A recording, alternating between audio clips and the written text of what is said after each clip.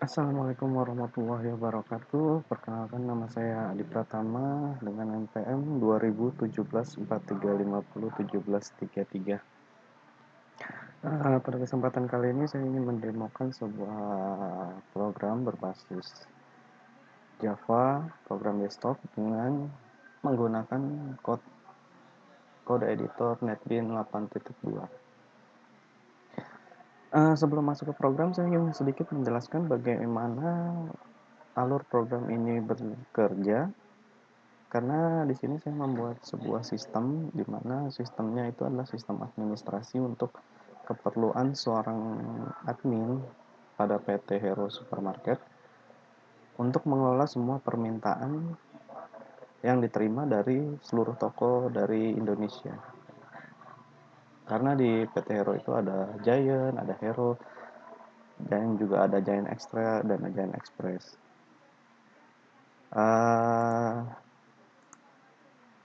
Namanya sendiri adalah Service Request System. Biasanya kita sebut sebagai SR. Dan di sini saya akan membuat sistem administrasinya yang untuk merubah dari sistem administrasinya sekarang. Niatnya seperti itu. Jadi untuk sistem administrasi saat ini, toko membuat permintaan menggunakan form manual, biasanya ada di Excel, lalu dikirim, lalu dicetak dulu untuk ditanda tangan, dilengkapi dokumennya, stempel dan macam-macam untuk keperluan validasi. Lalu dikirim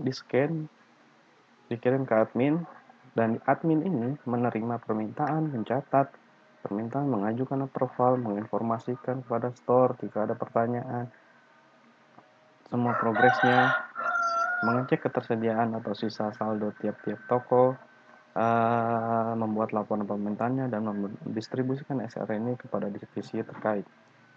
Di sini kenapa seorang admin harus mengecek ketersediaan sisa saldo tiap-tiap toko? Karena tiap toko itu mempunyai saldo yang berbeda-beda tiap tahunnya.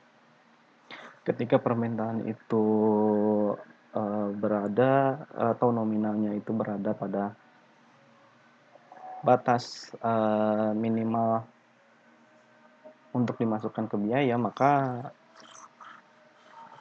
permintaan itu akan masuk aset dan mengurangi saldo budget tiap-tiap toko. Dan ini untuk satu toko. Bagaimana jika seluruh toko itu membuat permintaan kepada admin segala macam? Tentunya di sini akan menjadi suatu bisa dibilang kerepotan atau bisa dibilang menghambat pekerjaan admin dan membuat store ini nggak tahu bagaimana progres permintaannya, sehingga barang mungkin terlambat diterima atau permintaannya itu terpending, bisa double segala macam. Di sini makanya karena permasalahan ini saya membuat sebuah rencana di mana program yang terinstall nantinya itu di tiap-tiap store akan disimpan database-nya pada satu server yang sama. Ini juga sistem ini juga saya dapat hasil diskusi dengan dosen saya, dan dia memberi contoh seperti ini. Jadi admin di kantor pusat menggunakan IP yang sama dengan toko-toko di seluruh Indonesia untuk penyimpanan database-nya, sehingga database-nya itu bisa real time dikelola oleh admin. Nantinya sistemnya akan dibuat, store akan membuat permintaan menggunakan aplikasi yang sudah dibuat tanpa harus dicetak, karena admin sendiri akan mencetaknya sendiri di kantor pusat. Jadi bisa mengurangi kesalahan atau tidak terbaca karena kondisi tiap-tiap toko berbeda-beda. Jadi mengurangi waktu proses permintaan tersebut. Jadi progres permintaan akan terlihat di masing-masing toko sendiri di aplikasi tersebut, bagaimana progresnya, dan si adminnya sendiri memproses semua menggunakan aplikasi yang sudah saya buat ini. Untuk lebih detailnya mungkin akan sangat rumit. Namun di sini saya buat untuk keperluan tugas, saya buat sederhana, secara garis besar sudah bisa memenuhi apa yang saya inginkan, dan mudah-mudahan bisa mempermudah pekerjaan admin dan juga mempermudah toko dalam mengetahui atau memantau setiap permintaan tersebut. Dan untuk database-nya sendiri, di sini saya buat ada beberapa tabel. Di sini ada tabel user, ada tabel lokasi, ada tabel budgetnya, ada untuk SR baru, ada untuk distribusinya, dan kontak dari tiap-tiap divisi tersebut yang berhubungan oleh adminnya di kantor pusat.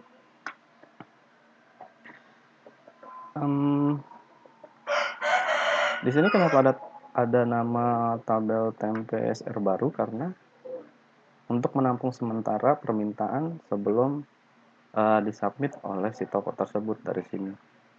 Jadi nanti dari sini akan masuk ke tabel atau ke database si SR baru ini.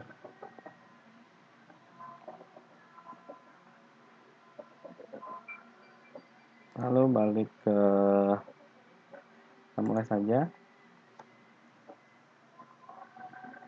Di sini saya sudah buat, udah saya build sebagai berbentuk jar program yang saya buat. Jadi saya tidak perlu lagi membuka netbin-nya itu sendiri. Nah, kita bisa lihat namanya sistem SR2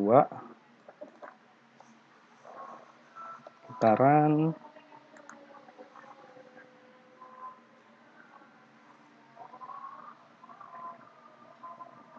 Nah, ini adalah tampilan awal atau form loginnya. Untuk store maupun admin memakai login yang sama, nanti akan dibedakan sesuai levelnya masing-masing atau hak aksesnya masing-masing. Ini masukkan NRP karena biasanya di perusahaan PT Hero ini NRP itu akan tiap-tiap orang berbeda-beda. Namun untuk contoh saya akan menggunakan NRP-nya 001.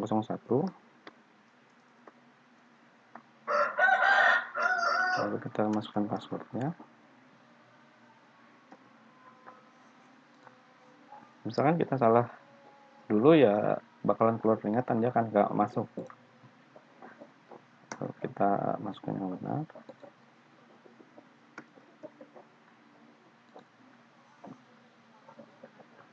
Nah, untuk menu tokonya sendiri nggak terlalu banyak, karena di toko tersebut hanya aplikasi ini atau program ini hanya akan membuat ada form untuk memuat permintaan baru. Bisa diklik di sini. Nah, ini formnya. Untuk formnya sendiri saya buat simple, dan untuk nomornya agar tidak sama tiap-tiap tokonya nanti akan berurutan dan secara otomatis, jadi tidak bisa diedit oleh toko tersebut. Di sini kita akan masukkan nama ini kenapa? Karena untuk permintaan pasti harus tahu siapa yang membuat permintaan tersebut. Misalkan kita kasih nama saja, karena ini yang masuk adalah namanya, maka kita masukkan dia sebagai yang membuat SR-nya. Ini kode lokasinya juga saya masukkan karena dia masuk ke berelasi dengan tabel usernya.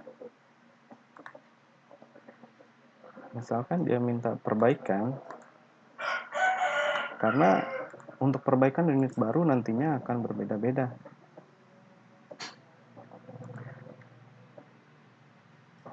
Penanganannya oleh divisinya masing-masing.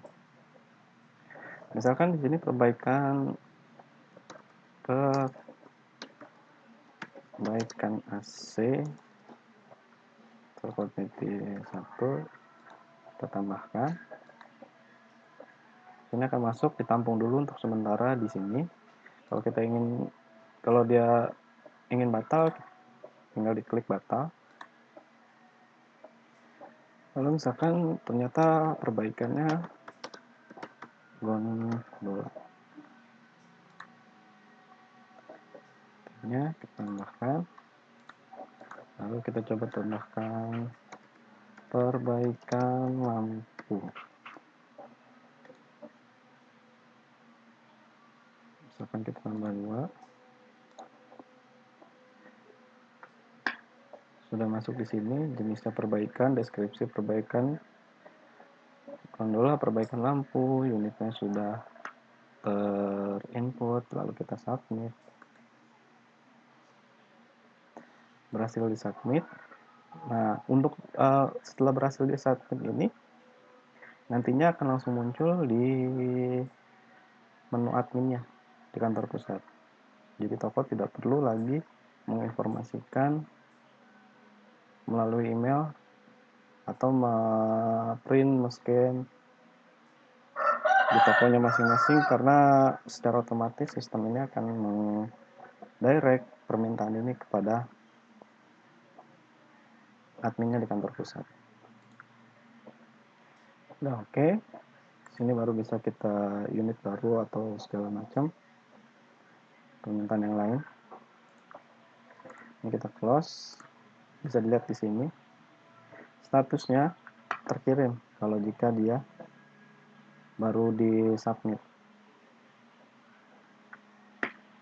Ini kita minimize dulu.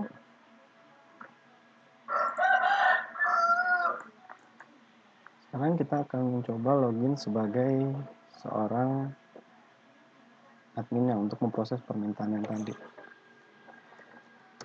Untuk adminnya sendiri saya mau menggunakan MRP awalnya admin saja. Kita masuk. Nah, ini menu adminnya. Di sini ada beberapa menu yang bisa diakses. Pekerjaan pertama seorang adminnya akan memproses datanya. Lalu datanya itu yang biasanya dia lihat by email, dia tinggal lihat di sini. Dia bisa lihat per tanggal, misalkan tanggal hari ini. Karena kita akan coba tes untuk permintaan hari ini. Oke. Nah, SR yang tadi, SR nomor 14 ini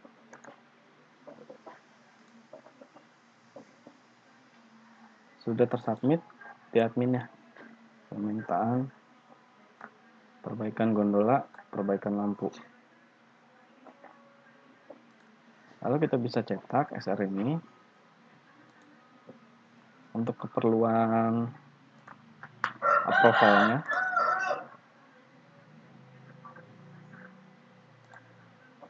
Nah, ini form yang sudah dibuat oleh toko nantinya akan seperti ini. Nomor SR tercatat, site location-nya juga ada, address-nya ada, nama tokonya ada, call center-nya ada, deskripsinya ada, dan dibuat olehnya juga ada, diketahui juga ada, segala macam tergenerate by aplikasi. Nantinya ini akan keperluan approval, keperluan persetujuan. Nanti yang ini akan diproses oleh admin di kantor pusat. Selanjutnya setelah kita seorang admin itu mencetak, di sini di toko tersebut jika dia refresh, proses permintaan akan diterima. Jadi untuk progres ini toko sudah bisa melihat di programnya di toko masing-masing. Jadi ini kita bisa pause dulu, nggak usah deh. Misalkan kita minimize dulu karena nantinya di sini statusnya akan berubah lagi jika sudah diteruskan ke divisi yang bersangkutan atau divisi yang berkaitan dengan permintaan tersebut. Setelah toko memproses ini dan semua approvalnya sudah selesai, toko tersebut bisa adminnya juga bisa memprosesnya SR tersebut. Misalkan tadi nomornya adalah SR0014.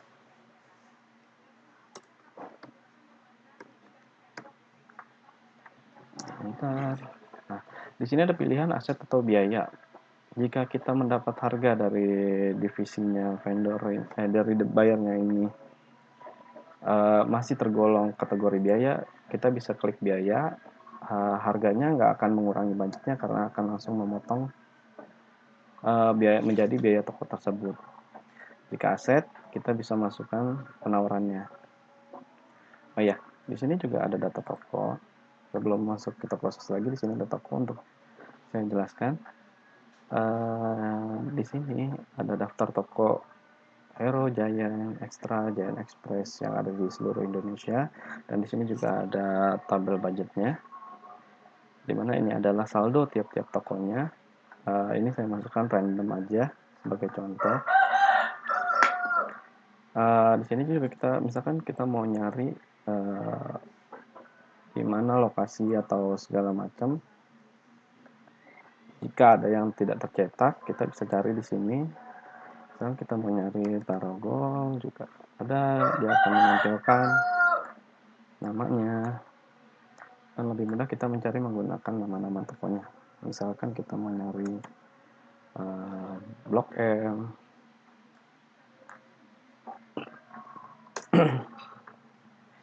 atau mencari yang lain juga sudah bisa dari sini. Kita tidak perlu menggunakan Excel lagi. Nah, di sini juga kita misalkan ada toko yang tidak misalkan toko itu sudah tidak aktif atau gimana, kita bisa mengupdate-nya di sini. Seorang admin juga bisa mengupdate datanya dia di sini. Misalkan kita mau update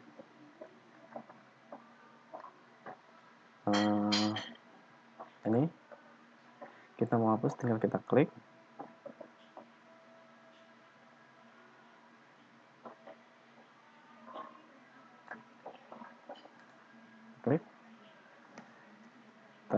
Kita cari, dia akan nggak nampil, tidak ada nama Jason.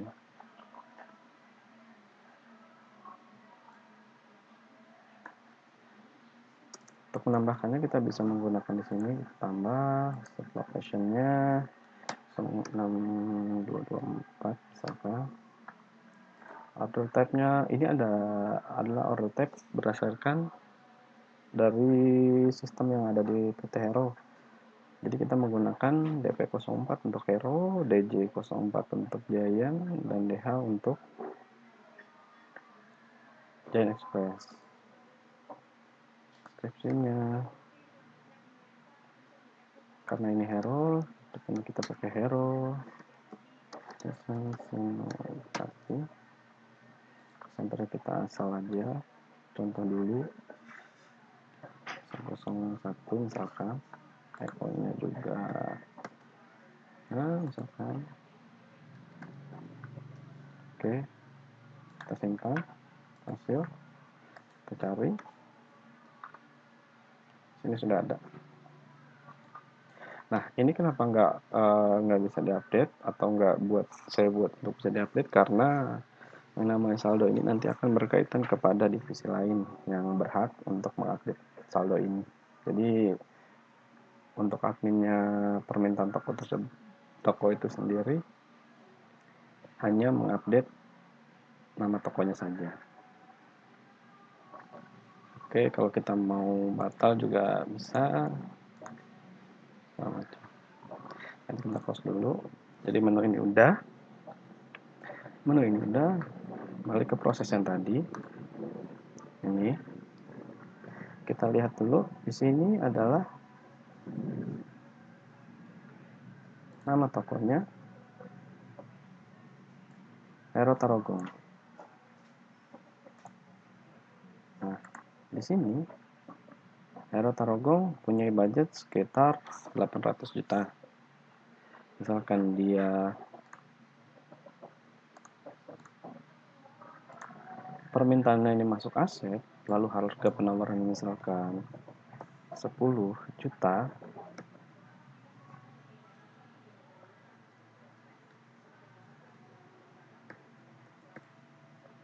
Lalu kita masukkan vendornya aja, PT Berkah misalkan. Vendor yang menangani perbaikan aset tersebut. Lalu untuk PIC-nya kita pilih di sini. Untuk procurement, untuk permintaan unit baru yang berkaitan dengan kebutuhan sehari-hari toko. Untuk IT adalah kebutuhan yang berkaitan dengan IT, dan facility adalah kebutuhan yang berkaitan dengan perbaikan gedung segala macam. Karena ini perbaikan, kita gunakan saja facility. Namun kita misalkan terlupa, seorang admin terlupa, kalau untuk diproses dia minta untuk melengkapi datanya dulu. Oke, kita pilih sebagai facility. Kita proses berhasil, sudah oke. Nah, setelah oke seperti ini, kita close. Data toko Hero Tarogong tadi akan berkurang 10 juta budgetnya, karena tadi adalah permintaan yang termasuk ke dalam kategori aset. Lalu untuk store-nya sendiri, balik lagi ke sini progresnya. Jika sudah diproses, maka statusnya akan berubah, diteruskan ke facility. Sini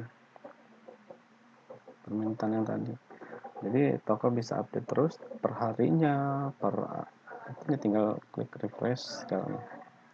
Jadi untuk di store menu juga udah selesai. Tinggal kita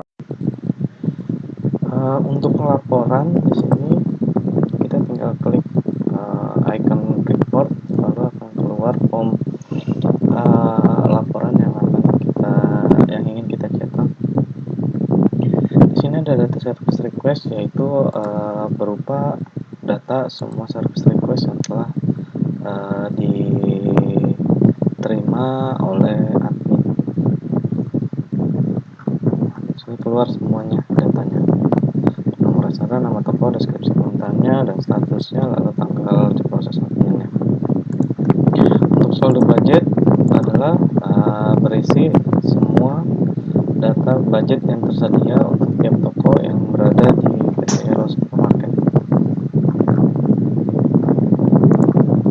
Untuk laporan pemakaian budget adalah laporan berupa tiap-tiap service request yang memang masuk dalam kategori pemakaian budget dan total pemakaian budgetnya berapa.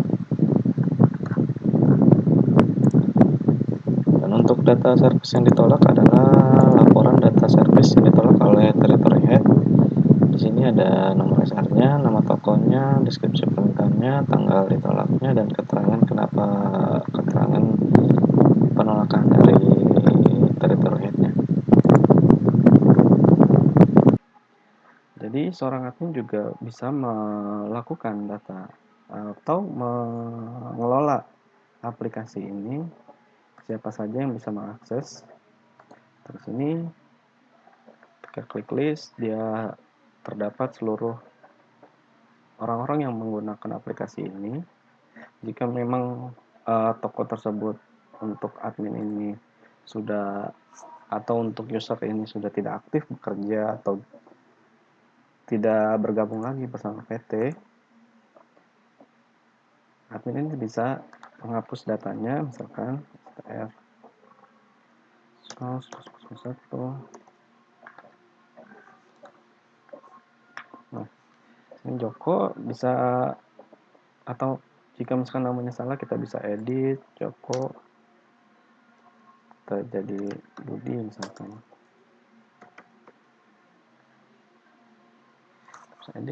Bisa edit jadi Budi namanya. Atau kita mau hapus, kita hapus, bisa hapus,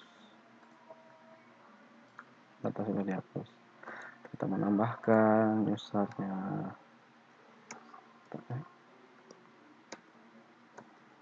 satu namanya Joko yang tadi kita kembalikan, RP 12345, passwordnya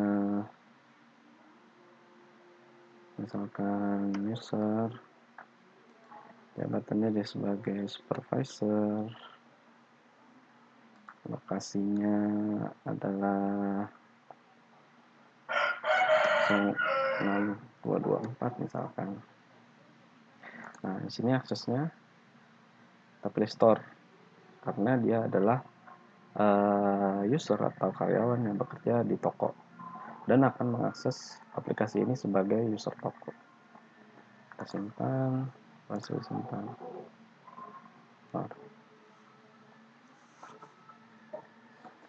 Saya rasa di sini sudah cukup untuk yang pengaturan akunnya. Lalu untuk data master yang lain juga saya buatkan di sini ada info siapa aja divisi-divisi, nama-nama divisi yang terkait dengan admin itu sendiri. Dan di sini ada IT, bisa menambahkan datanya. Kita bisa tambahkan di sini untuk edit, misalkan namanya hanya ikrar. Edit. Misalnya kita mau tambahkan ID-nya, ini akan berurutan. Lalu misalkan kita menambahkan Sally email sally@hero.co.id, extensionnya misalkan 8421, terus simpan. Ini bisa tambahkan. Ini misalkan kita close, di sini juga ada procurement, semua hampir sama semua, karena di sini saya hanya memakai satu frame, namun akan dibedakan sesuai divisinya masing-masing. Batal. Nah, di sini juga ada bagian facility, bisa tambahkan juga. Kita kalau mau edit juga bisa. Seperti ini. 380. Nah, sudah oke. Jadi demikian program saya ini. Lebih kurangnya mohon maaf. Assalamualaikum warahmatullahi wabarakatuh.